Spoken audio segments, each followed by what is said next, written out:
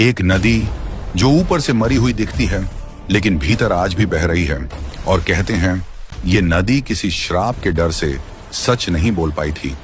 आखिर माता सीता ने फल्गु नदी को ऐसा श्राप क्यों दिया?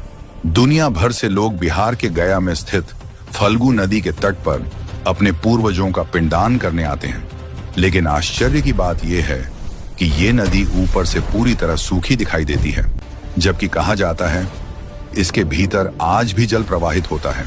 इस रहस्य की जड़ें रामायण काल से जुड़ी हैं। जब राजा दशरथ का देहांत हुआ तब भगवान श्री राम अपने भाई लक्ष्मण और माता सीता के साथ पिता का पिंडदान करने फल्गु नदी के तट पर पहुंचे।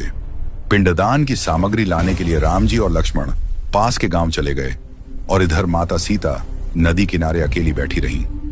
तभी अचानक एक आकाशवाणी हुई। राजा दशरथ की आत्मा बोली, पुत्री, समय समाप्त हो रहा है, शीघ्र करो। परिस्थिति को देखते हुए माता सीता ने नदी की बालू से ही पिंड बनाकर फल्गु नदी में पिंडदान कर दिया। कुछ समय बाद जब राम और लक्ष्मण लौटे, माता सीता ने कहा, मैंने पिंडदान कर दिया है, लेकिन राम जी को यह स्वीकार नहीं हुआ। तब माता सीता ने स्वयं फल्गु नदी से साक्ष्य देने को कहा, किंतु फल्गु नदी ने भगवान राम के सामने सत्य नहीं बोला। यह देखकर माता सीता अत्यंत क्रोधित हो गईं और उन्होंने फल्गु नदी को श्राप दिया, आज से तुम ऊपर से सदा सूखी रहोगी, भले ही भीतर जल बहता रहे। तभी से फल्गु नदी ऊपर से सूखी और भीतर से प्रवाहित मानी जाती है।